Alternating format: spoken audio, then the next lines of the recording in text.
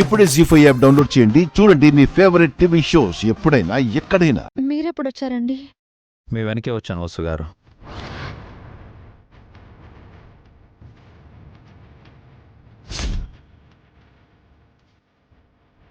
అంత హడావుడిగా వసు గారు ఎక్కడికి వెళ్తున్నారు? ఏం జరుగుంటుంది?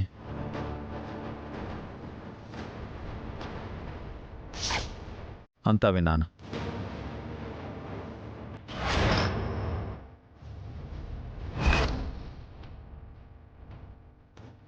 ఆదిత్య గురించి మీరేం టెన్షన్ అవ్వకండి సాన్విక.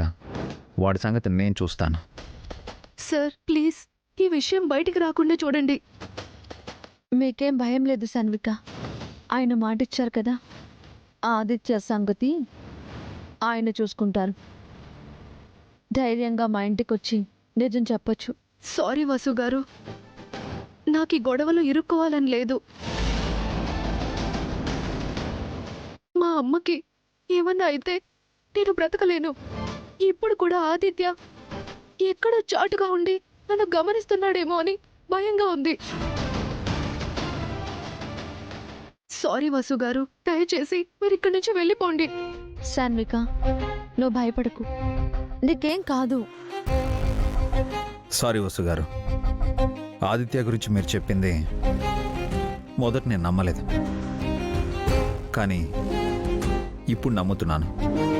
నేను మీరు నమ్మి ఏం ఉపయోగం అండి? ఇంట్లో అత్తయ్య వాళ్ళు నమ్మాలి కదా. చెయ్యని తప్పుకి హారిక బలి కాకుండా చూడాలి కదా. ఆ పని మనం కలిసే చేద్దామండి. అమ్మ వాళ్ళకి నేను చెప్తాను, హారిక తప్పు చేయలేదని అందరికీ అర్థమయ్యేలా చేస్తాను.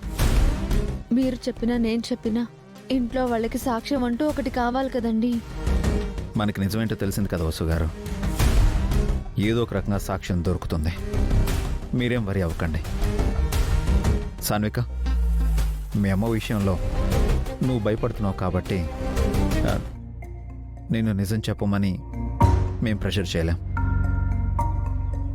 మేమే హారికని కాపాడుతాం. వసు గారు, మనం కాపాడుకుందాం. థ్యాంక్ యూ అండి. ఈ ఒక్క సహాయం చేసి హారికను గట్టెక్కించండి.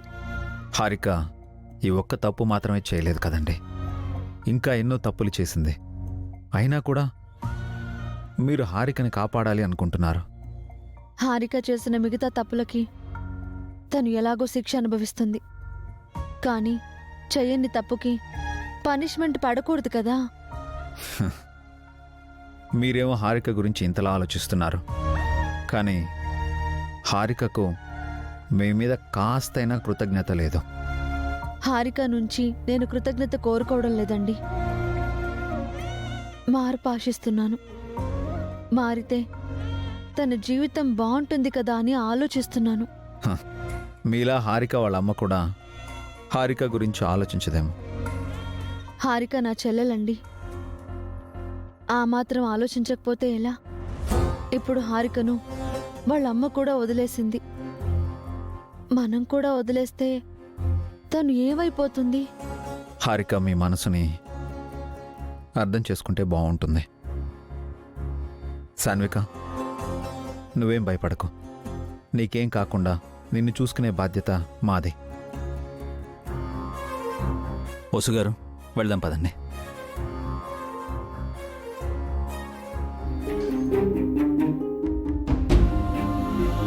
ఎక్కడికి వెళ్ళారు అభి? చిన్న పనుంటే చూసుకొని వస్తున్నావు అన్నయ్య. హారికని ఇంట్లో ఎలా ఉంచాలా అని ఆలోచించడానికి వెళ్ళారా అన్నయ్య? హారికకి న్యాయం చేద్దామని వెళ్ళాం. ఇంత జరిగా కూడా ఇంకా నువ్వు మారవా వసు? నీ పంతం నీదేనా? అందరికీ వ్యతిరేకమై నువ్వు సాధించేదేంటి వసు? న్యాయం అత్తయ్య.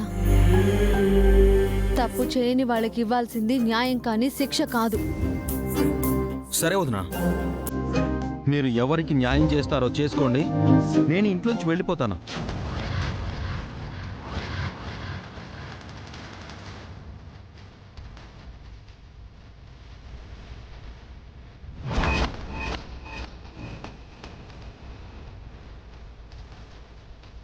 అఖిల్, అవే మాటలు. అది ఉన్న ఇంట్లో నేను ఉండలేనన్నయ్య. నా వల్ల కాదు. అఖిల్, కాస్త ఓపిక పట్టు. త్వరలోనే నీకు అన్ని నిజాలు తెలుస్తాయి. మళ్ళీ ఎవరిని తీసుకురాబోతున్నావు వసు? ఒక అబద్ధాన్ని నిజం అని చెప్పించి ఎవరితో మమ్మల్ని నమ్మించబోతున్నావు? వసు గారు చెప్పింది నిజమా అబద్ధమా అని నేను పొద్దున వరకు డైలమాలో ఉన్నాను. వసు గారు, సాన్విక చెప్పింది నిజం. ఆదిత్యకి పిల్లలు పుట్టే అవకాశం లేదు.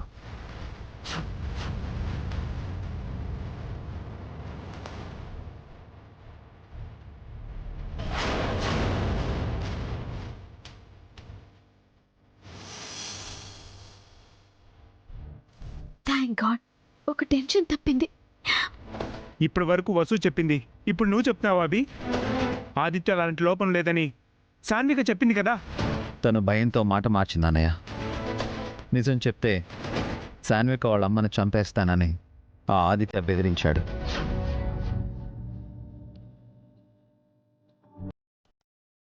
మళ్ళీ ఇదొకటా అభి? వసూలా నువ్వు కూడా మారిపోయావా? వసు చెప్పేది నువ్వు నమ్ముతావేమో, మేం నమ్మం.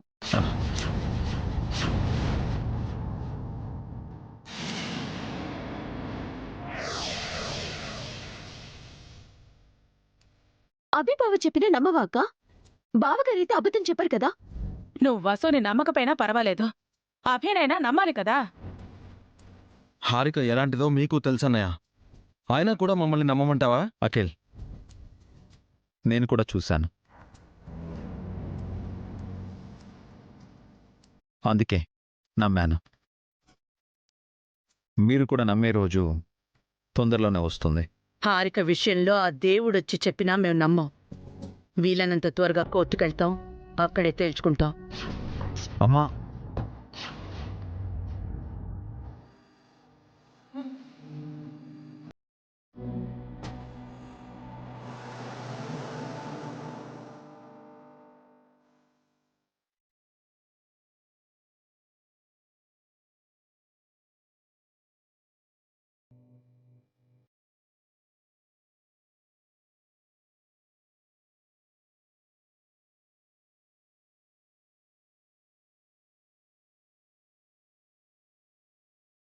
సారీ అన్నయ్య, నాకు హారిక వద్దు.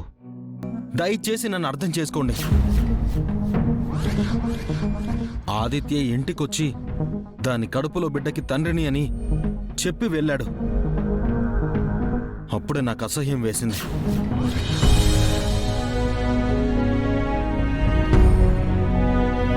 జీ5 యాప్ డౌన్లోడ్ చేసి అన్ని ఎపిసోడ్స్ పూర్తి ఉచితంగా చూడండి.